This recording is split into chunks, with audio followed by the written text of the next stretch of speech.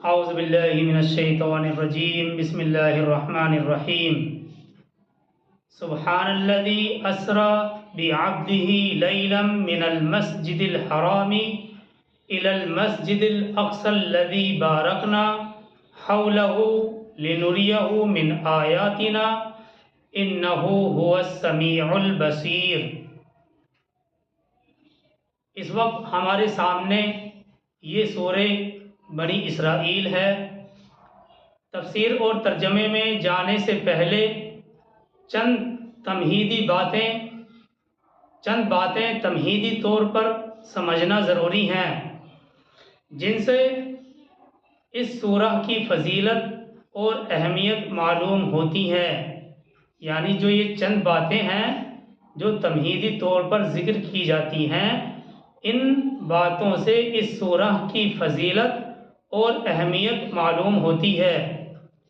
صحیح بخاری میں حدیث ہے، حضرت عبداللہ ابن مسعود رضی اللہ تعالیٰ عنہ سے مروی ہے کہ یہ سورہ بنی اسرائیل اور سورہ کہف اور سورہ مریم سب سے پہلے، سب سے بہتر اور بڑی فضیلت والی سورہ ہیں۔ یہ سورہ بنی اسرائیل، سورہ الکہف اور سورہ مریم یہ سب سے پہلے، سب سے بہتر اور بڑی فضیلت والی سورہ ہیں۔ اور مسند احمد میں ہے، حضرت عائشہ رضی اللہ تعالیٰ عنہ فرماتی ہیں کہ رسول کریم صلی اللہ علیہ وسلم نفلی روزے کبھی تو اس طرح پے در پے لگاتار رکھتے چلے جاتے تھے کہ ہم اپنے دل میں کہتے تھے کہ شاید حضور یہ پورا مہینہ روزوں ہی میں گزار دیں گے، اور کبھی کبھی بالکل ہی نہیں رکھتے، یہاں تک کہ ہم سمجھ لیتے کہ شاید آپ اس مہینے میں روزے رکھیں گے ہی نہیں۔ اور آپ کی عادت مبارک یہ تھی کہ ہر رات سورہ بنی اسرائیل اور سورہ زمر پڑھا کرتے تھے۔ یہ مسند احمد کے اندر روایت ہے۔ حضرت عائشہ رضی اللہ تعالیٰ عنہ فرماتی ہیں کہ رسول اللہ صلی اللہ علیہ وسلم نفلی روزے کبھی تو اس طرح پے در پے اور لگاتار رکھتے چلے جاتے تھے کہ ہم اپنے دل میں کہتے کہ شاید حضور یہ پورا مہینہ روزوں ہی میں گزار دیں گے، اور کبھی کبھی بالکل ہی نہیں رکھتے، یہاں تک کہ ہم سمجھ لیتے کہ شاید آپ اس مہینے میں روزے رکھیں گے ہی نہیں۔ اور پھر حضرت عائشہ فرماتی ہیں کہ آپ کی عادت مبارک یہ تھی کہ ہر رات سورہ بنی اسرائیل اور سورہ زمر پڑھا کرتے تھے۔ اس سورہ کا نام بنی اسرائیل ہے، اور اس کا مطلب یہ نہیں ہے کہ اس سورہ میں صرف بنی اسرائیل ہی کا تذکرہ ہے، بلکہ یہ نام بھی اکثر قرآن کی صورتوں کی طرح صرف علامت کے طور پر رکھا گیا ہے، یعنی اس میں بنی اسرائیل کا بھی ذکر ہے، اسی مناسبت سے اس کا نام رکھ دیا گیا۔ لیکن اس کا مطلب یہ نہیں ہے کہ اس سورہ میں صرف بنی اسرائیل سے متعلق ہی بحث کی گئی ہے، بلکہ یہ نام بھی اکثر قرآن کی صورتوں کی طرح صرف علامت کے طور پر رکھا گیا ہے۔ اور جہاں تک اس سورہ کے نازل ہونے کے زمانے کا تعلق ہے، یعنی کس زمانے میں یہ سورہ نازل ہوئی، تو جہاں تک اس سورہ کے نازل ہونے کے زمانے کا تعلق ہے، تو پہلی ہی آیت اس بات کی نشاندہی کر رہی ہے کہ یہ سورہ معراج کے واقعے سے متعلق نازل ہوئی، اور معراج کا واقعہ اکثر حدیث اور سیرت کی اکثر روایات کے مطابق ہجرت سے 1 سال پہلے پیش آیا تھا، بعض مفسرین کہتے ہیں 6 مہینے پہلے۔ تو اکثر روایات اور تاریخی حیثیت کی بنیاد پر یہ واقعہ ہجرت سے 1 سال پہلے پیش آیا، اس لیے یہ سورہ بھی انہی صورتوں میں سے ہے جو مکی دور کے آخری زمانے میں نازل ہوئی ہیں۔ مضامین اور پس منظر اور جب ہم اس سورہ کے نظر ڈالتے ہیں تو معلوم ہوتا ہے کہ مضامین اور پس منظر اس سورہ کا یہ ہے کہ اس وقت حضور صلی اللہ علیہ وسلم کو توحید کی دعوت دیتے دیتے تقریباً 12 سال گزر گئے تھے، اور آپ کے جو مخالفین تھے آپ کا راستہ روکنے کے لیے وہ سارے جتن کر چکے تھے، مگر ان کی تمام مخالفتوں کے باوجود آپ کی توحید کی دعوت عرب کے کونے کونے میں پہنچ گئی تھی۔ جی ہاں، عرب کا کوئی قبیلہ ایسا نہیں تھا جس میں 2-4 آدمی آپ کی دعوت سے متاثر نہ ہو گئے ہوں، 2-2 4-4 آدمی ہر قبیلے میں ضرور متاثر ہو گئے تھے۔ تو ان سب مخالفتوں کے باوجود سرکار دو عالم صلی اللہ علیہ وسلم کی توحید کی دعوت عرب کے کونے کونے میں پہنچ گئی تھی۔ عرب کا کوئی قبیلہ ایسا نہیں تھا جس میں 2-4 آدمی آپ کی دعوت سے متاثر نہ ہو گئے ہوں۔ خود مکے میں بھی ایسے چند مخلص لوگوں کا ایک گروہ بن چکا تھا جو ہر خطرے کو اس دعوت کی کامیابی کے لیے اٹھانے کے لیے تیار تھے۔ یعنی اب وہ وقت قریب تھا کہ جب مکے سے مدینہ ہجرت کریں اور منتشر اہل اسلام کو سمیٹ کر سرکار دو عالم صلی اللہ علیہ وسلم اسلام کے اصولوں کے مطابق ایک نئی ریاست قائم کریں۔ ایسا وقت یعنی کہ قریب آ گیا تھا، ایسے حالات تھے، اور ان حالات میں یہ واقعہ معراج پیش آیا، اور واپسی پر سرکار دو عالم صلی اللہ علیہ وسلم نے اس واقعے کو دنیا کو سنایا۔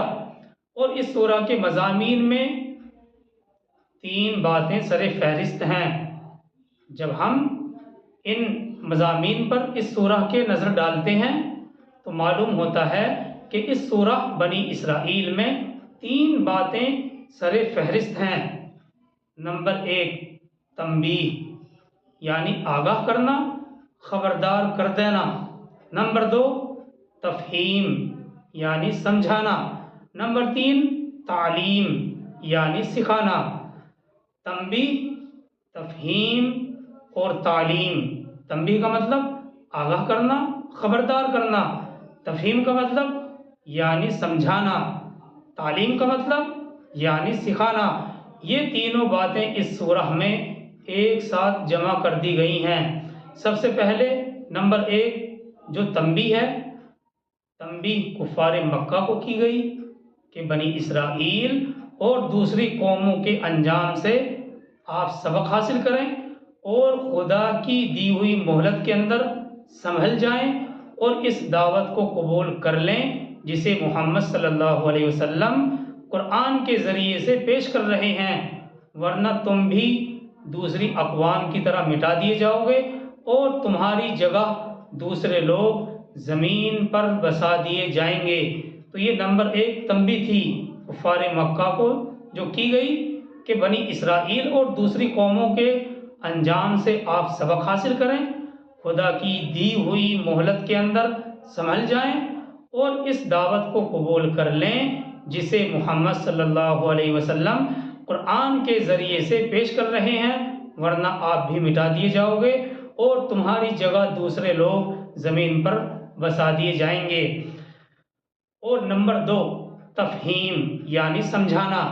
تفہیم کے پہلو میں جب ہم دیکھتے ہیں تو معلوم ہوتا ہے کہ تفہیم کے پہلو میں بڑے دل نشین طریقے سے یہ بات سمجھائی گئی ہے کہ انسان کی سعادت اور بدبختی، کامیابی اور نقصان کن چیزوں پر ہے۔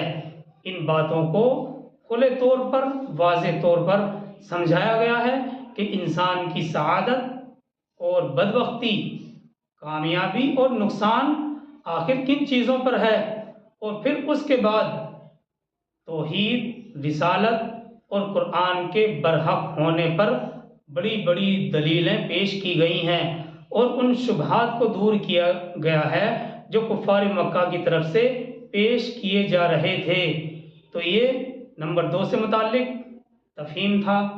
اور تیسری چیز تعلیم ہے، اور تعلیم کے تحت معلوم ہوتا ہے کہ اخلاق اور تمدن کے وہ بڑے بڑے اصول بیان کیے گئے ہیں جن پر زندگی کے نظام کو قائم کرنا سرکار دو عالم صلی اللہ علیہ وسلم کی دعوت کا اصل مشن تھا، اور پوری انسانیت کی زندگی کو نبی صلی اللہ علیہ وسلم جس پر تعمیر کرنا چاہتے تھے، سرکار دو عالم صلی اللہ علیہ وسلم کی دعوت کا اصل مشن تھا۔ اس تعلیم کے تحت یہ واضح کر دیا گیا کہ بھئی یہ خاکہ ہے اور یہ نقشہ ہے۔ اس تعلیم کے تحت یہ بات بیان کر دی گئی کہ یہ خاکہ ہے اور یہ نقشہ ہے، اور اسی نقشے پر محمد صلی اللہ علیہ وسلم اپنے ملک اور پھر پوری انسانیت کی زندگی کو تعمیر کرنا چاہتے ہیں۔ تو یہ تین باتیں یعنی تنبیہ، تفہیم اور تعلیم اس سورہ میں ایک ساتھ جمع کر دی گئی ہیں۔ اور اس سورہ کے مضامین کے سلسلے میں یہ بھی ذہن میں رہنا چاہیے کہ اس سورہ بنی اسرائیل کے بعد سورہ الکہف ہے، اور یہ دونوں صورتیں ایک ساتھ مل کر یعنی سورہ بنی اسرائیل اور سورہ الکہف دونوں ایک ساتھ مل کر قرآن کا ایک حسین اور خوبصورت جوڑا بناتی ہیں۔ قرآن کے بیچ میں یہ دونوں صورتیں حکمت قرآنی کے دو عظیم اور بڑے خزانے ہیں۔ ان دونوں صورتوں کے درمیان کئی حوالوں سے مشابہت پائی جاتی ہے، اور کئی پہلوؤں سے ان کی آپسی نسبت اور جوڑ بھی ظاہر ہوتا ہے۔ یہ دونوں صورتیں یعنی سورہ بنی اسرائیل اور سورہ الکہف کس کس اعتبار سے ایک دوسرے سے نسبت اور مناسبت رکھتی ہیں، پوری وضاحت تو تفسیر اور ترجمے سے معلوم ہو جائے گی، لیکن چند باتیں یہاں قابل ذکر ہیں۔ دونوں صورتوں کی مناسبت کے تحت چند باتیں قابل ذکر ہیں۔ نمبر ایک یہ کہ سورہ بنی اسرائیل کا آغاز اور شروعات اللہ کی تسبیح یعنی سبحان الذی سے ہوا ہے، اور جبکہ سورہ الکہف اللہ کی تحمید یعنی الحمدللہ الذی سے شروع ہوتی ہے۔ الحمدللہ الذی انزل علی عبدہ الکتاب ولم یجعل لہ عوجا، اس طرح کے الفاظ سے شروع ہوتی ہے سورہ الکہف۔ تو شروعات بنی اسرائیل کی اللہ کی تسبیح سبحان الذی سے ہوئی، اور جبکہ سورہ الکہف کی شروعات اور آغاز اللہ کی تحمید الحمدللہ الذی سے شروع ہوتی ہے۔ ان دونوں کلمات کا آپسی تعلق اور جوڑ ترمذی کی اس حدیث سے ہو جاتا ہے جس میں حضور کریم صلی اللہ علیہ وسلم نے ارشاد فرمایا التسبیح نصف المیزان والحمدللہ یملأہ۔ یہ حدیث کے الفاظ ہیں التسبیح نصف المیزان، میزان کا مطلب ترازو، والحمدللہ یملأہ تسبیح آدھا میزان ہے اور الحمدللہ اسے بھر دیتا ہے۔ مطلب یہ ہے کہ سبحان اللہ کہنے سے معرفت خداوندی کی میزان آدھی ہو جاتی ہے، اور الحمدللہ کہنے سے یہ میزان یہ ترازو مکمل طور پر بھر جاتی ہے۔ تو معلوم ہوئی یہ بات کہ یہ دونوں کلمات مل کر کسی انسان کے دل میں اللہ کی معرفت کو مکمل کر دیتے ہیں۔ دوسری مناسبت، یہ تو ایک مناسبت تھی سبحان اور الحمد سے متعلق، دوسری مناسبت ان دونوں صورتوں کی یہ ہے کہ ان دونوں صورتوں کی ابتدائی آیات میں نبی کریم صلی اللہ علیہ وسلم کے لیے عبد کا لفظ استعمال ہوا ہے۔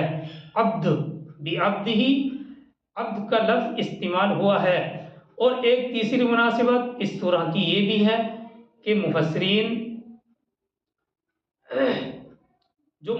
نے بیان کی ہے کہ سورہ بنی اسرائیل کی آخری دو آیتوں کا آغاز لفظ قل سے ہوا ہے، اور اسی طرح سورہ الکہف کی آخری دو آیات بھی لفظ کل سے شروع ہوتی ہیں، اور ان دونوں جگہوں کی دو دو آیات کے مضامین ایک دوسرے سے مناسبت رکھتے ہیں۔ تو یہ ان دونوں صورتوں کی مناسبت تھی۔ ترجمے سے پہلے ایک سرسری نگاہ اس بات پر بھی ڈال دینی چاہیے کہ اس سورہ کے شروع میں جو واقعہ بیان کیا گیا ہے یہ اصطلاحی طور پر معراج اور اسرا کے نام سے مشہور ہے۔ اکثر اور معتبر روایات کے مطابق یہ واقعہ ہجرت سے 1 سال پہلے پیش آیا۔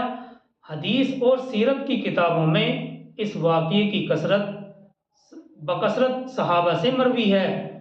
اس واقعے کی تفصیل کثرت سے صحابہ سے مروی ہے اور ان کی تعداد 25 تک بیان کی گئی ہے۔ ان صحابہ کی تعداد یعنی جن سے اس واقعے کی تفصیل ملتی ہے 25 صحابہ تک پہنچتی ہے۔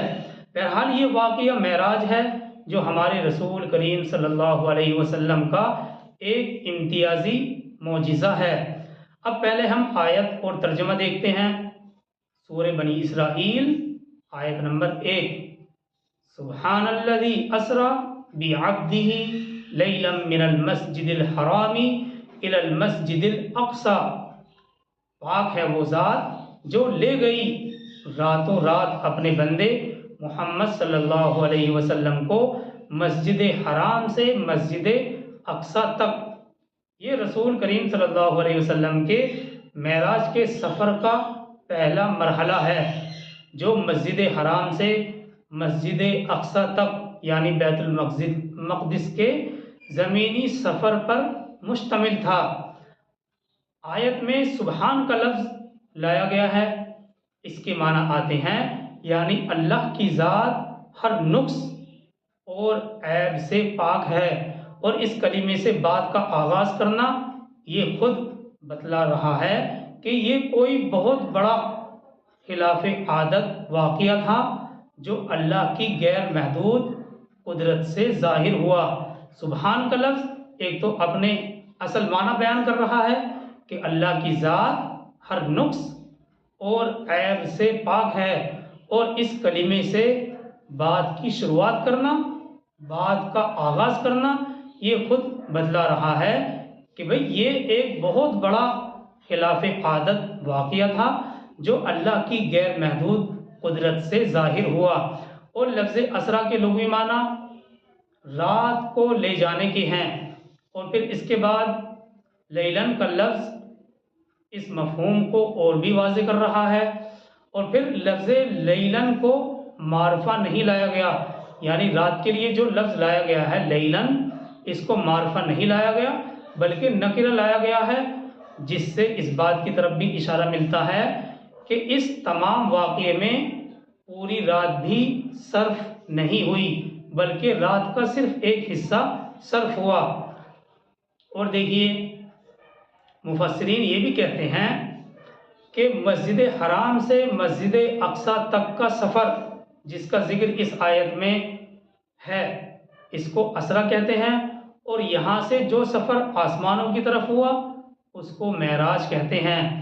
بعض حضرات کہتے ہیں کہ معراج کا یہ سفر صرف روحانی طور پر ہوا ہے، یہ درست نہیں ہے۔ قرآن مجید کے ارشادات میں اگر ہم غور کرتے ہیں اور احادیث متواترہ اگر ہم سامنے رکھتے ہیں تو معلوم ہوتا ہے کہ یہ سفر روحانی نہیں تھا بلکہ جسمانی تھا۔ جیسے عام انسان سفر کرتے ہیں، قرآن کے پہلے ہی لفظ سبحان میں اس طرف اشارہ موجود ہے، کیونکہ یہ لفظ لغوی طور پر تعجب اور کسی عظیم الشان امر کے لیے استعمال ہوتا ہے۔ اگر معراج صرف روحانی یعنی خواب کے طور پر ہوتی تو اس میں پھر کون سی عجیب بات ہوتی؟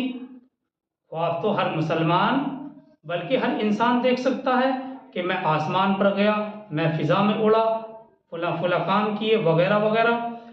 اور دوسرا اشارہ لفظ عبد میں موجود ہے۔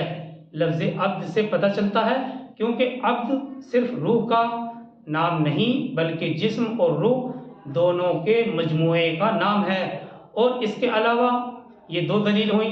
اس کے علاوہ واقعہ معراج، جب سرکار دو عالم صلی اللہ علیہ وسلم نے حضرت ام ہانی کو بتلایا تھا۔ حضرت ام ہانی یہ حضور صلی اللہ علیہ وسلم کی گویا کہ پرورش کرنے والی تھی اور شروع سے ہی نبی صلی اللہ علیہ وسلم سے اچھی طرح سے واقف تھیں۔ تو جب سرکار دو عالم صلی اللہ علیہ وسلم نے یہ واقعہ معراج حضرت ام ہانی کو بتلایا تو انہوں نے حضور صلی اللہ علیہ وسلم کو یہ مشورہ دیا کہ آپ اس کا کسی سے ذکر نہ کریں ورنہ لوگ اور بھی زیادہ جھٹلائیں گے۔ اگر صرف خواب کا معاملہ ہوتا تو اس میں تکذیب کی کیا بات ہوتی۔ اور پھر دیکھیے امام ابن کثیر نے اس آیت کی تفسیر میں بہت سی احادیث بیان کی ہیں، اور بہت سی احادیث بیان کرنے کے بعد ابن کثیر کہتے ہیں کہ حق بات یہی ہے کہ نبی صلی اللہ علیہ وسلم کو اسرا کا سفر بیداری کی حالت میں پیش آیا، خواب میں نہیں آیا۔ آگے اسی آیت میں ہے الذی بارکنا حولہ، الذی بارکنا حولہ، جس کے ماحول کو ہم نے بابرکت بنایا ہے۔ دیکھیے آیت کے اس حصے میں جو حول کا لفظ ہے الذی بارکنا حولہ، جس کے ماحول کو ہم نے بابرکت بنایا ہے، یہاں مفسرین کہتے ہیں کہ حول سے مراد پوری زمین سرزمین شام ہے۔ اس علاقے کی برکت دنیاوی اعتبار سے بھی ہے اور روحانی اعتبار سے بھی ہے۔